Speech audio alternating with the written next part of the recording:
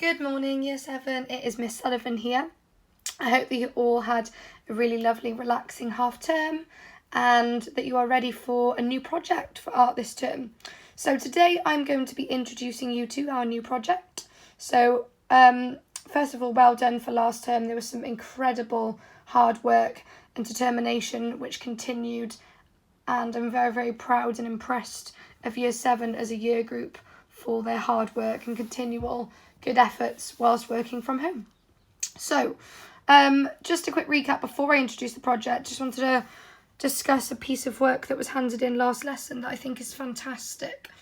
This is the kind of thing that you should be producing for me every week. A clear date and title, a connect question answered in detail.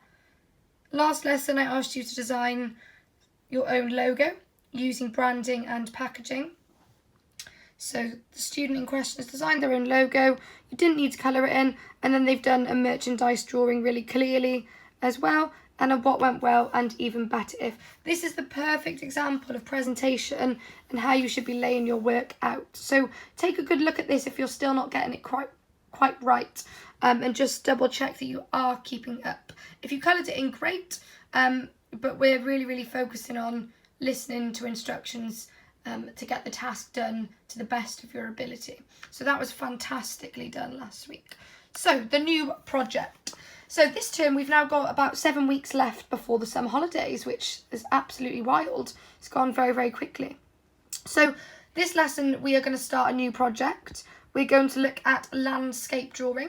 So we're going to look at perspective drawing over the next couple of lessons, and that's what I'm going to be introducing you today. So as you can see on my screen here, I've got some different landscapes. So I'm going to be teaching you this term how to create your own, and then we will be creating a final piece at the end of the term with your own landscape drawing. You'll also be creating a view from your window drawing, and there'll be some nice videos to watch throughout this term to keep you engaged with that as well. So first thing is first. I do want you to answer a connect question from last lesson. So I want you to answer this one. What is important to consider when designing a logo and merchandise for a brand? So that's just you discussing the writing, colours and techniques that you learnt of what creates a fantastic logo. So please make sure you fill in that, as well as the date and title. So perspective drawing for landscapes. Well, what is it? Well, I'm going to tell you. First of all, the objectives for the lesson. So hopefully by the end you'll know and be able to create your own 1-point perspective scale. You're going to be able to understand and demonstrate using the scale, as well as looking at the work of others, the art of others. And then you're going to be able to show me today your own designs that you've created using this new technique. So hopefully you'll understand what perspective drawing is, and you'll know what 1-point perspective specifically is and how to create and conduct your landscape drawing. You'll also understand the work of British artist David Hockney and demonstrate some of the perspective methods that he uses in his work. So, first things first. Perspective. So, perspective is the art of representing 3D or three-dimensional objects on a 2D surface. So this is the thing that gives the correct impression of height, width, depth and position in relation to each other. 1-point perspective is a drawing that's just got one viewpoint, so you can see it from one point. So it's basically used in images of roads, railway tracks, hallways, buildings. So imagine you're in a car and driving down a road, or on a bus driving down a road, or just walking down one single road. That is what we refer to as 1-point perspective. We can see what's in front of us going into the distance from 1 point. So the horizon line, you might have heard someone say, oh, look at that view on the horizon. So it's something that is at eye level or across the horizon. So it's slightly in the distance, higher than the bottom of our face, but at our eye level. So it refers to the visual boundary where the sky separates land from water. So it is the actual height that we see. So if something is in our viewpoint, our horizon line, it's the height that we are. So if someone's 6 foot and you're 5 foot, your horizon line will be lower because you're shorter. The vanishing point is where the lines, the 2D lines meet. So the parallel lines are perpendicular to the picture plane. So that basically in clear words just means that it meets the eye point of the horizon line. So it's where your eyes are drawn to, if we don't put it in fancy terms. But I'm going to show you now, because that's a lot of gobbledygook and words for some of you. So this is what I mean by perspective drawing. So you've got a line across the middle of your page. This is called the horizon line. You've got a line or a dot, a dot in the middle of the line, which we call the vanishing point. And then you've got these lines that come out of it. So these are parallel lines. So they are the lines going away from it. It's almost like a triangle shape. Triangle shape. These two are the same. That one's straight down the middle, and that's straight in the middle there. So this is what I mean by a 1-point perspective scale. So that is what I mean by the 1-point perspective scale. So these are the key things that you'll need to learn throughout this term. So we've got the vanishing point, horizon line, and then the parallel lines that come off that. And as you can see, that almost is like a train track. You can imagine a train track being in the middle there. So hopefully that is clear for the first step. This is what I mean by a 1-point perspective scale. Vanishing point, horizon line, and parallel lines. So how do we put this into a landscape drawing, you are asking? Well, this is the kind of thing that you are going to be able to produce by the end of the lesson. I've selected 4 different viewpoints, similar but different. So we've got a train track. So as you can see, if we look closely at this one, at the train track, you can see there, you can imagine the horizon line would be across the middle. There. You've got your vanishing point, which should be in the middle there. Vanishing point is the thing that is further away. So it's the thing in the distance. So the thing in the distance. And then your parallel lines would be where the train track is here. So you can start to see where this has built this. And it's the same for all of them. They all have that vanishing point, horizon line, and then the parallel lines that are almost like a triangle. So you're going to have a go now at drawing your own landscapes using this perspective scale. It sounds more complex than it is. It's very simple. So you're probably thinking, right, how do I get from that then to that? So you draw out your scale like so, and then you start to build in your designs from it. And I will show you an example in just a moment. I've also included some simple line drawings that haven't been shaded for those of you that might struggle. I think this is a really, really good representation of the city. This is built up using that horizon line and the parallel lines with a dot in the middle. So you've got the dot in the middle, again, like that vanishing point.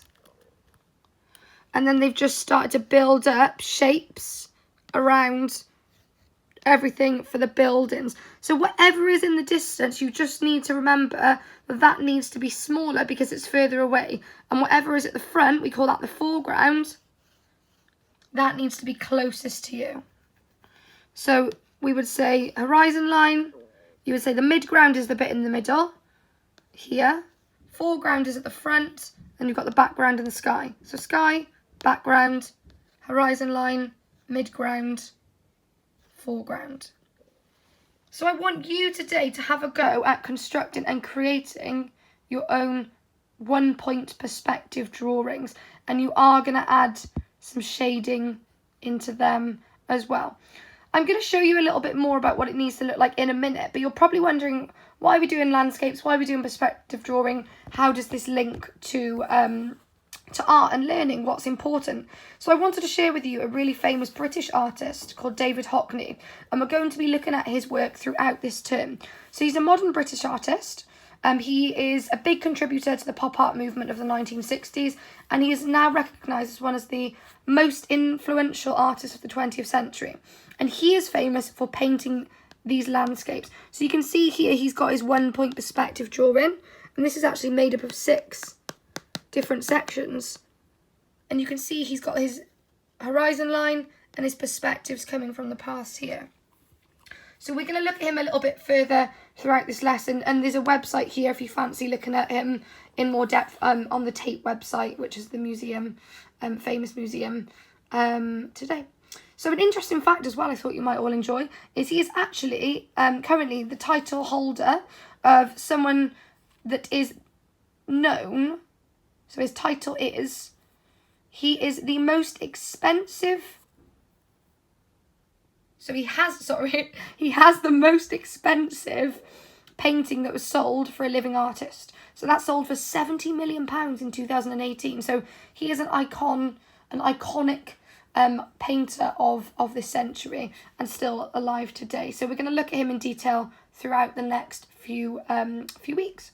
So how should your work look today? You're probably asking. I've put a step-by-step guide in case you need to recap. So you're going to do a connect with the date and title, copy down the perspective scale, draw 2 neat boxes and create your own drawings, and then create the what went well and even better if.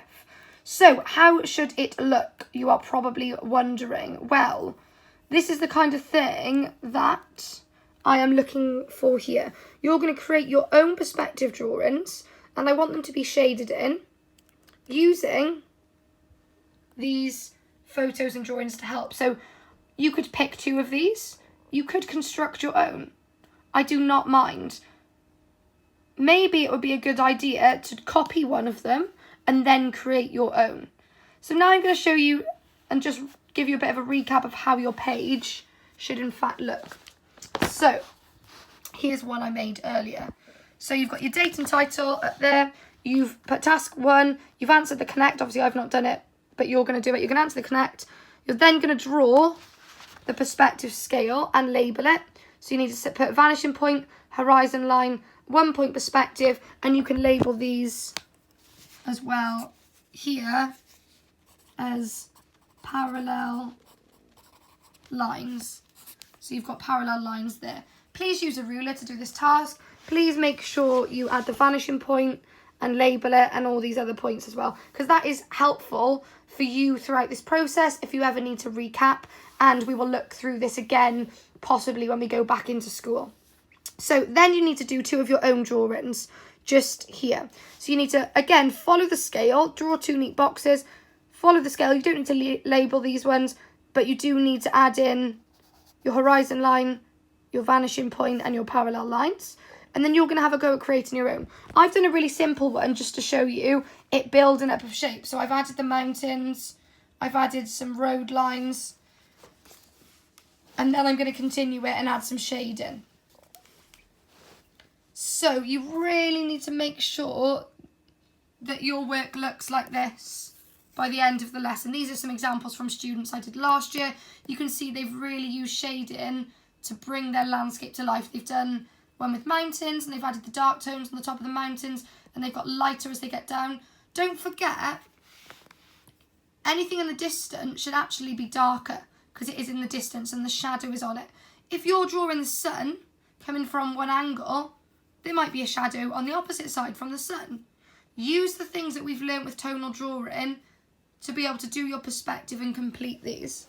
So if I was to add shading here and I put the sun somewhere here, I might have a shadow that is beaming onto this mountain from the sun.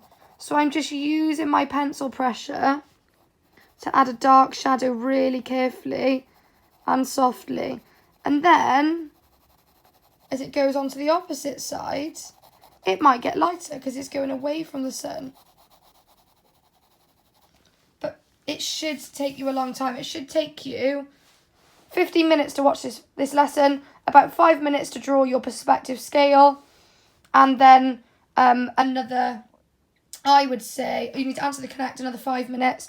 So then I would say each one of these should take 15 to 20 minutes to complete. So it's about an hour, and then the what went well and even better if. And you can say which one of these you found more successful. So which one of the drawings that you did was better? Please answer that in full sentences. Hopefully that is clear. Final recap. Task 1, answer the connect from last lesson here. Task 2, draw down the perspective, the 1 point perspective scale and label it.